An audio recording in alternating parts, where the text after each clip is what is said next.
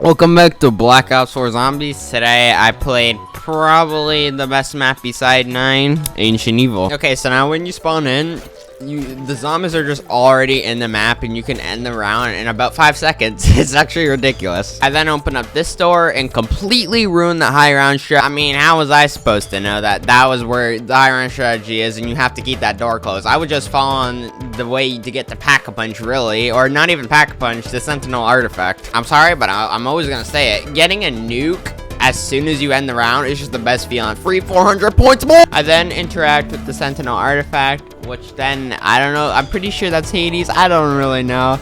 All I know is it's a godlike creature, and he summons a bunch of skeletons, and then once we kill them, a bunch of zombies start spawning in, and then we have to deal with that. After a bit of dealing with the zombies, Pegasus spawns in, and oh my gosh, he just destroys everything. Hi, how are you? You can also pay 500 points, or essence, to start a challenge. It's a tribute, but it's basically just challenges before Cold War, before it was cool. I then get my first part to the shield, of course. We do not care. I then find a perk machine location, or whatever they're called in the Chaos storyline. I don't even know. But it's just nice to know where they are. So when I go back to them, when I go for round 100, of course, it's just nice to know the map. Remember playing this map when I was younger, I had no idea what I was doing. The best I did was get all 4 perks, and that's it.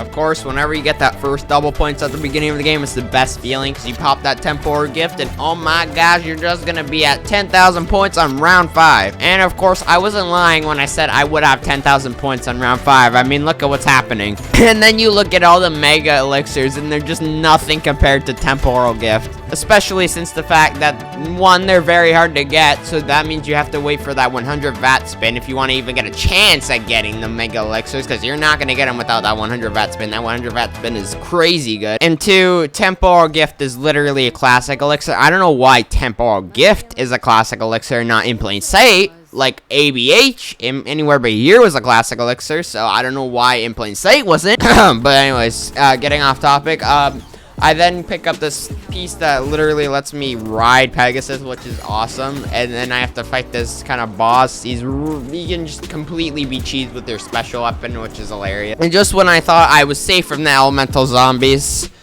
they're already back.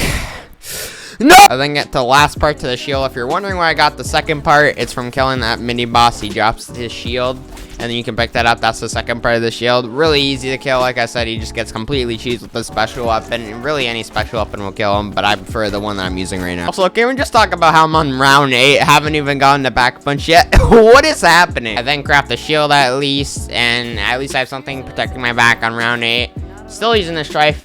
I just gotta ask, Drake, why did you make it so you had to pay money just to get the shield? Like, What did he say? okay, I didn't mean money from our wallets. Activision, I don't get any ideas now. Write that down, write that down! I then have a completely fun time struggling to find where Pack-a-Punch is, when really all I had to do was go literally right next to where I killed that mini boss.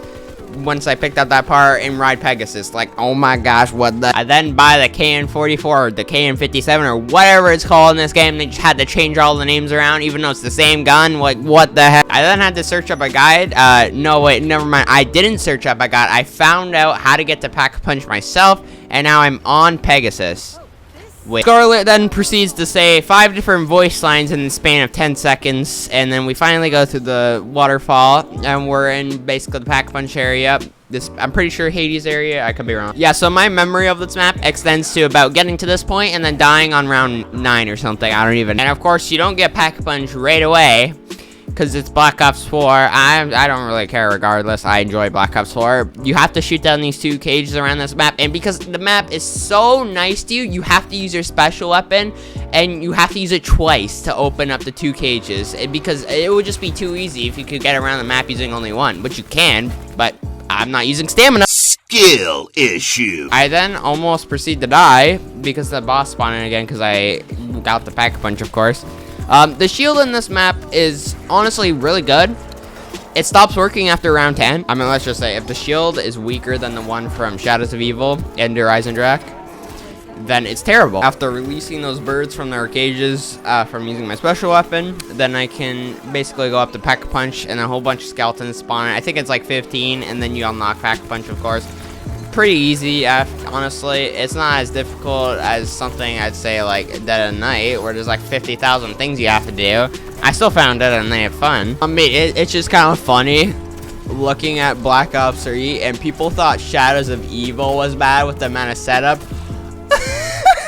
I then Pack-a-Punch my KN-57 a bunch of times in the Pack-a-Punch machine because, of course, it's round 12. I'm pretty weak already. I do have my special weapon, though, so it's not that bad.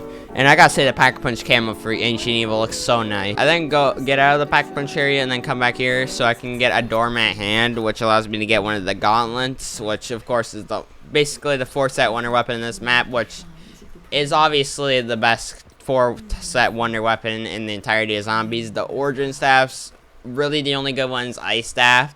That's the only one you gotta be using for the high rounds. And then for the bows, really, not really any of them are that good anymore. Power bow's alright. The Thunder Gun's also really good. It's also a 4-set wonder weapon alongside the Poskin. So I then place my Dormant Hand basically here, and then I have to get a bunch of kills while in this circle. I ended up doing the wrong gauntlet, which wasted even more time. This is the hand of, I'm pretty sure, Sky or whatever, and it is really good, but I want the hand of Hades, basically. That's the one you're using for the high round strategy, pretty much. And you know what the fun part is? There's not one upgrade, there's 2 upgrades, and to get the second upgrade, you need to get all the gauntlets, which honestly isn't even that bad. I found the Sky one, or whatever it's called, and the Hand of Hades to be really easy to get, honestly. So the other 2 probably aren't even that bad. And you want to know what it rewards you with? 10 extra bullets of ammo, and that's it, I'm pretty sure. Okay, so since I did the wrong gauntlet, basically what you have to do for this one, you have to kill a zombie, launch it towards that feather, all the 3 feathers. Then you have to shoot it while it's in the sky, and then you have to basically bring it back to here. You have to do that 3 times. It is quite difficult considering I am on this high of a round. Well, not even a high round, it's just that I'm on a round where the zombies are running full speed at me. Now this feather was a little bit more difficult to do. You kind of basically have to get lucky. You also have to leave 1 zombie, because when you don't, zombies kind of surround you and you're gonna die if you're not careful. And I did almost go down, but luckily I had my special weapon. Once you do all those 3 feathers, then you basically go to this area and you have an unlimited amount of ammo with the upgraded version of whatever gauntlet you're doing, and then you just have to kill a bunch of zombies, and that's really it. And Noah J, bro, he made it sound like this was the hardest gauntlet. This was so easy, honestly. Alright guys, so this is the hardest gauntlet. You're gonna have to shoot zombies at feathers, and then you have to just keep it in there by shooting it. It's so difficult. I then start doing that gauntlet for Hades or whatever, that Charon gauntlet. Basically, it's really easy, honestly. You just stand in this lake until you kill a bunch of zombies in it. Then you gotta drink it. I did take it down. You gotta drink it after you kill enough zombies, and then you gotta be careful. You have to leave 1 zombie, because if you don't regenerate health, so you can very easily just go down from this. After you do drink the blood, then you have to run around the map looking for tokens. Don't ask me why it's tokens. Ask Treyarch. And then you have to just find 3 real ones, and after that, you're on to the upgrade gauntlet. It's pretty easy, honestly. After hitting the box for quite a while, actually, not really. I got the Helion Salvo, which, of course, if you don't know already, it's basically the wonder weapon and better than most wonder weapons, to be honest. And if you want an easy way to get it, literally just move the box, get fire sales, use your temporal gift before you get it, and you're gonna get it, obviously. It's so easy. Now, moving on to the high round strategy, like I said at the beginning of the video, I ruined it because I opened up that 1 door. Well, actually 2 doors, but it was still relatively fast. You just sit here, I'm pretty sure. I could have been doing it wrong. Probably was in the wrong place, to be honest. But you just sit here and then kill all the zombies. Whenever you have your special weapon, of course, you gotta use it to save ammo, because you do run out of ammo a lot if you're not using mega elixirs, which I don't know who uses that in this game. Ah, yes. Well, there is 1 person that I do watch that does use mega elixirs. Gonna be honest, nothing really changes throughout the early rounds of BO4 when you're camping. The only change that really happens is on round 52 when you start getting a lot of super sprinters. And really, that just helps you, to be honest, because the zombies will get to you faster, and therefore, you'll be able to go through the rounds a lot quicker, of course. Now, when you do get super sprinters, this is where it starts to get really hectic, because the zombies will just instantly get to you, and if you're not paying attention at all times, you will die. It's not like Black Ops 3 and under, where you can just kind of just like kind of lose focus for a little bit. No, with this game, the zombies are gonna be running at you full speed, and they're gonna be running faster than you if you don't have stamina up. So of course, when you take it down without stamina up, there's literally like nothing you can do. You just saw how fast I died there. I stood no chance.